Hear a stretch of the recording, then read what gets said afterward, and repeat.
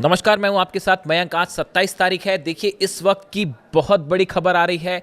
Israel में सेड्रट इलाके में 2 केमिकल फैक्ट्रीज में आग लगी है और आग की लपटें काफ़ी दूर तक देखी जा सकती हैं, धुआं देखा जा सकता है और यहां पर राहत बचाव कार्य जारी है। लेकिन इस आग लगने के बाद इस पूरे इलाके में, इजराइल में जो खबर फैली वो इस तरह की खबरें फैलने लगी कि यहां पर बड़ा धमाका हुआ है और यह कहा जाने लगा कि क्या यहां पर ड्रोन स्ट्राइक हुई है।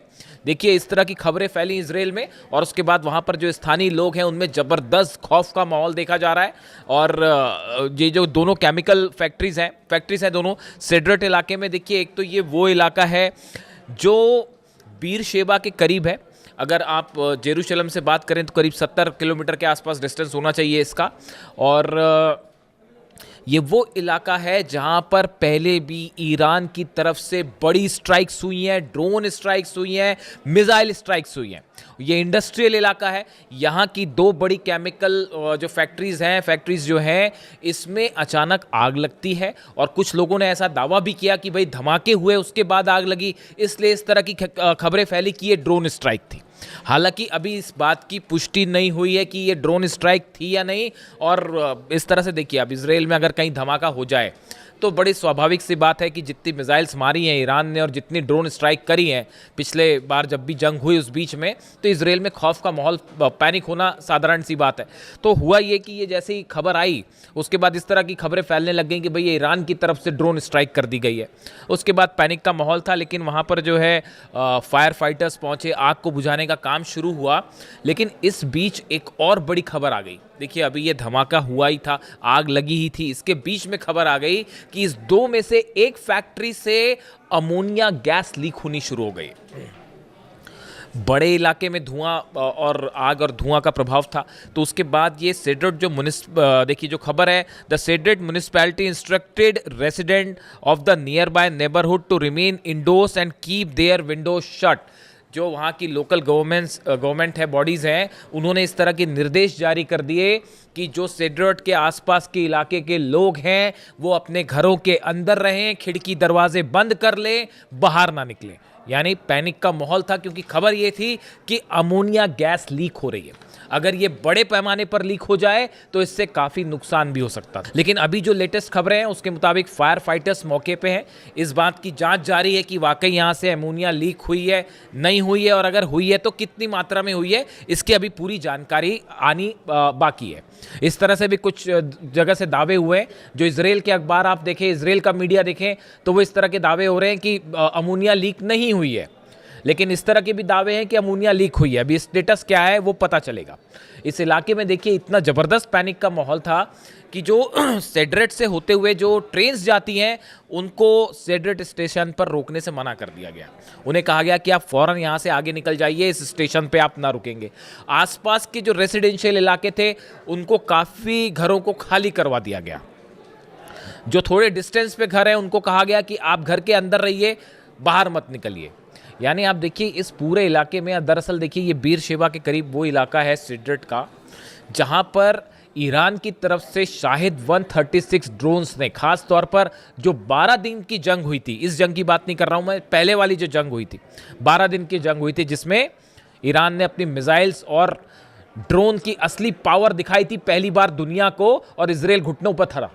और ये हालात थे कि धमाधम मिसाइल्स गिर रही थी और बिल्डिंग्स गिर रहे थे इजराइल में। और उसके बाद जो है वो पहली बार ताकत देखी थी दुनिया ने कि ईरान की मिसाइल्स और ड्रोन की क्या ताकत होती है। तो उस समय भी ये जो सेड्रट इलाका है, जो इसका इंडस्ट्रियल इलाका है, इस पर काफ़ी ड्रोन स्ट्राइक्स हुई थी। देखिए, ईरान में लगातार अमेरिका की तरफ से धमकियां आ रही हैं कि जो है हम वहाँ के जितने ऑयल स्टेशंस हैं उनको निशाना बनाएंगे, एनर्जी स्टेशंस को निशाना बनाएंगे, वगैरह वगैरह, इंडस्ट्रियल एरिया को निशाना बनाया जा रहा है। इन हालात में नेतन्याहू जब डोनाल्ड ट्रंप से मिलने वाले हैं, उसके ठीक पहले इजराइल के एक इंडस्ट्रियल कॉम्प्लेक्स में आग लग जाती है, तेजी से फैल जाती है और इस तरह से धमाके और ड्रोन स्ट्राइक की खबरें फैलने लगती हैं। इसके बाद सबको यही लगा एक बार कि ये ईरान की तरफ से, जैसा कि ईरान ने पहले ही कह रखा है कि अगर हमारे पर हमले जारी रहे या अगर हमें ज़रूरत महसूस हुई प्रीएम्प्टिव स्ट्राइक की, तो हम पहले स्ट्राइक कर देंगे।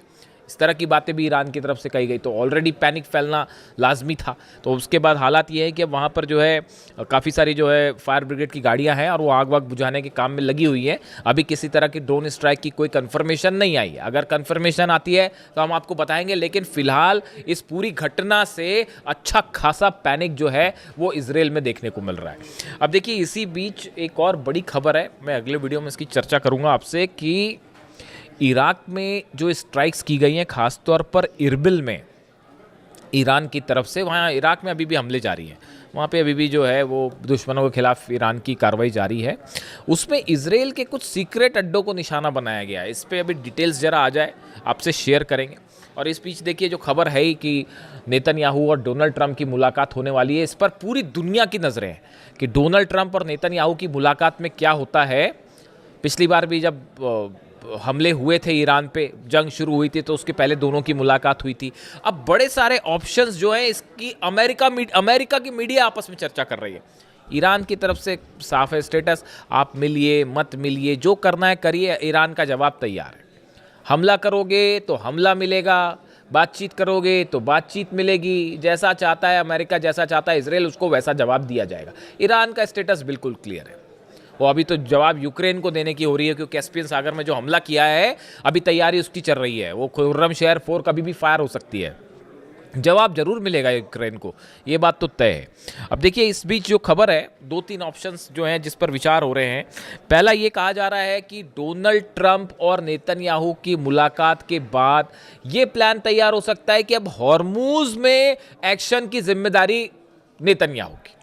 कई सोर्सेज ऐसा दावा कर रहे हैं कि अब हॉर्मूज में अभी तक अमेरिका ने अपने 18 जहाज लेके वो खड़े रहे, कुछ कर नहीं पाए। हॉर्मूज अभी भी पूरी तरह से ईरान के कंट्रोल में, परिंदा भी पर नहीं मार सकता वहाँ ईरान की इच्छा के बिना। तो अब ऐसे में बताया जा रहा है कि हो सकता है कि नेतन्याहू को हॉर्मूज का कंट्रोल दे दिया जाए, कि बस जिम्मा दे दिया जाए कि भैया अब यहाँ पे ईरान से आप लड़ो, हम नहीं लड़ सकते। तो एक ऑप्शन ये है कि इजराइल की एंट्री हॉर्मूज में होने जा रही है, वहाँ पर ईरान उसके लिए तैयार बैठा हुआ, कह रहा है आप आइए, हम बताते हैं, हमारी अबू मेहदी रेडी है, तो वो अलग तैयार है। दूसरा ऑप्शन ये बताया जा रहा है कि अब अमेरिका में मिड टर्म पोल्स होने हैं।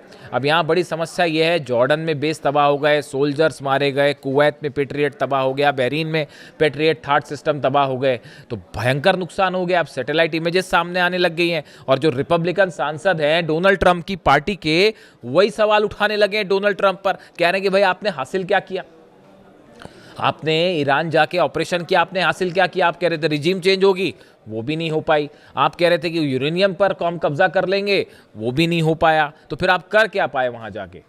जंग आप जीत नहीं पा रहे हो, अंदर आप कदम नहीं रख पा रहे हो। तो अब ये रिपब्लिकन, ये मैं नहीं कह रहा, ये सीनेटर्स और रिपब्लिकन पार्टी के सदस्य डोनाल्ड ट्रंप पर सवाल उठा रहे हैं। तो इससे आप अंदाज लगा लिए कि मिड टर्म पोल का क्या होना है। तो डोनाल्ड ट्रंप वहां भी घबराए हुए हैं कि भाई चुनाव हार गए तो फिर बड़ी फजीयत हो जाएगी कि ईरान ने हराया, चुनाव भी हार गए, तो अब उसकी भी चिंता सताई जा रही है। तो अब नेतन्याहू से मुलाकात है, तो अब देखिए तरह तरह की खबरें हैं। लेकिन इस बीच एक बड़ी जो गौर करने वाली बात यह है, अमेरिका के जो फाइटर जेट्स हैं, हथियार हैं, इन सबका प्लेसमेंट, लोकेशंस और मूवमेंट बाकायदा जारी है। मतलब वो कहने की बात वही है कि डोनाल्ड ट्रंप ने जैसे ये कहा कि साहब अभी हम फिलहाल मैं ईरान पर हमला नहीं करूंगा, जैसे ही डोनाल्ड ट्रंप का ये विचार सामने आया, उनकी ये बात सामने आई कि डोनाल्ड ट्रंप ये कह रहे हैं कि अभी फिलहाल जो है ऑपरेशन सस्पेंड है, मैं ईरान पे हमला नहीं करूंगा, वैसे ही ईरान ने जो है वो हमले की दुगनी तैयारी शुरू कर दी कि अब जरूर हमला होगा। जब भी डोनाल्ड ट्रंप बोलते हैं तो वो अपनी बात से पलट जाते हैं। मतलब उनको हमला करना होगा तो बोलेंगे जी मैं नहीं कर रहा, और हमला हो जाएगा। ईरान तैयार है उसके लिए। यानी डोनाल्ड ट्रंप का ये कहना कि मैं हमला नहीं करूंगा, उस तो ईरान और अलर्ट हो गया है। उसने अपनी और जो है मिसाइल तैनात कर दिए हैं, और वो जो है ईरान की सेना के जो प्रवक्ता है उनकी तरफ से बयान आ गया कि उन्होंने अपनी लोकेशंस गिना दी है कि भाई सऊदी में ये लोकेशन है, यूएई में ये लोकेशन है, कतर में ये लोकेशन है, और अगर हमला होगा सब पर एक साथ मिसाइल मारी जाएगी। तो उन्होंने अपनी एक अलग लिस्ट जारी कर दी है, और इजराइल अलग निशाने पर आ गया है। कल ही ईरान की तरफ से बयान आया था कि अगर जो अब हमला होगा तो कुछ हो ना हो, इजराइल पर तो हम जरूर हमला करेंगे। अगर अब हम पे हमला होता है, ईरान का स्टैंड साफ है, अगर ईरान पर कोई भी हमला होता है, कहीं भी हमला होता है, तो हम इजराइल पर जरूर हमला करेंगे। खासतौर पर अगर पिकेक्स माउंटेन पर हमला हुआ तो इजराइल निशाना बनेगा। अब इस बीच लग गई आग। अब सेड्रेट में इस समय आग लग गई, और फिर खबर इस तरह से फैल गई कि धमाका भी हुआ था और ड्रोन स्ट्राइक तो नहीं, तो वो उसको इस तरह से लेने लगे। हालांकि अभी ऐसी खबरें नहीं है, लेकिन चूंकि आग लगी, पैनिक की बात थी और अमोनिया फैलने वाली बात थी, इसलिए आप तक पहुंचाना ज़रूरी था। इसके अलावा अब देखिए, एक तो ऑप्शन ये हो गया, अब एक और नया जो है वो सोर्सेस से नई हलचल और शुरू हो गई है कि डोनाल्ड ट्रंप को उनके कुछ एडवाइजर्स ये बता रहे हैं कि भाई देखिए असल में हुआ ये जो इनसाइड स्टोरी है, एक बैठक हुई, मैं इसका जिक्र पहले भी कर चुका हूँ, आपको बताता हूँ मैं। अमेरिका में एक बैठक होती है, उस बैठक में जनरल डेनकेन शामिल थे, चीफ जॉइंट ऑफ स्टाफ, वो शामिल थे, हेस्गेट शामिल थे, डोनाल्ड ट्रंप और तमाम एडवाइजर्स इनके शामिल थे। ब्रैड कूपर जो है उनसे बात की गई, सेंटकॉम के जो चीफ हैं, जो ऑपरेशन देख रहे हैं ईरान के, तो सेंटकॉम चीफ जो है उनकी तरफ से बयान आया कि देखिए हमने ईरान के ऊपर जितनी एयर स्ट्राइक करनी थी वो कर ली, अब इससे और ज़्यादा हम जो है कोई अपना गोल हासिल नहीं कर सकते। उन्होंने सच्चाई कबूल कर ली असल में ये कि हम जितना नुकसान कर सकते थे ईरान का। एयर स्ट्राइक, देखिए हर ऑपरेशन की एक सीमा होती है, आप एयर स्ट्राइक करके किसी को हरा नहीं सकते, किसी देश को। तो अमेरिका का वो ब्रैड कूपर का कहना है ऐसा है, हमने जितनी एयर स्ट्राइक करनी थी वो कर लिया, अब हम ईरान को और एयर स्ट्राइक करके हम कुछ हासिल नहीं करेंगे। तो अब एयर स्ट्राइक करके हासिल नहीं करेंगे तो कैसे हासिल करेंगे? तो फिर उसका एक ही ऑप्शन बचता है, ग्राउंड ऑपरेशन करिए, सोल्जर्स को अंदर ले जाइए। डोनाल्ड ट्रंप ने आज वो एक और फिर डाल दिया पोस्ट, एक तो वो B-2 बॉम्बर के साथ दिखाई दे गए और फिर खार्ग आइलैंड पर हमला करते हुए एक सोशल मीडिया पे पोस्ट डाल दी। तो उसके बाद ये स्पेकुलेशंस चल पड़े कि भाई अब ग्राउंड ऑपरेशन होने वाला है, उसके लिए ईरान अलग तैयार बैठा है। एक भी कदम रखेगा सैनिक तो वो उसने अपनी प्लानिंग कर रखी है, ग्राउंड ऑपरेशन का बदला ग्राउंड ऑपरेशन। इधर से अमेरिका की सेना घुसेगी, उधर ईरान की सेना जवाब तो देगी, वो लड़ेंगे, वो तो अलग होगी मारकाट, लेकिन उसके बाद ईरान की सेना भी कहीं भी घुस सकती है साहब, ये इस बात को भी समझ लीजिए। पता चला इराक पे कब्जा कर लिया, घुस गए अंदर, कुवैत में घुस गए अंदर, कुछ भी हो सकता है। ये जो है इन्होंने अपनी अलग पॉलिसी तैयार कर रखी है ईरान ने कि वो दुश्मन से एक कदम आगे चलेगा, मतलब जो चीज़ नहीं सोची होगी वो कर लेंगे।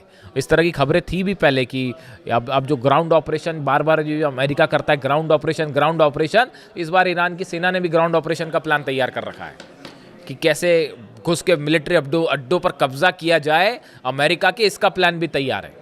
वो 8 लाख सैनिक ऐसे ही नहीं बैठे और बड़े गुस्से में बैठे हैं साहब अली खामेनी साहब की शहादत के बाद से, वो कुछ भी हो सकता है। तो फिलहाल ये खबर आप तक पहुंचानी ज़रूरी थी। इससे जुड़ा जो भी अपडेट होगा, नेतन्याहू और ट्रंप की मुलाकात पर हमारी खास नज़र रहेगी वाशिंगटन से, देखते हैं क्या निकल के आता है। जो भी अपडेट होगा आप तक पहुंचाएंगे। Thank you so much.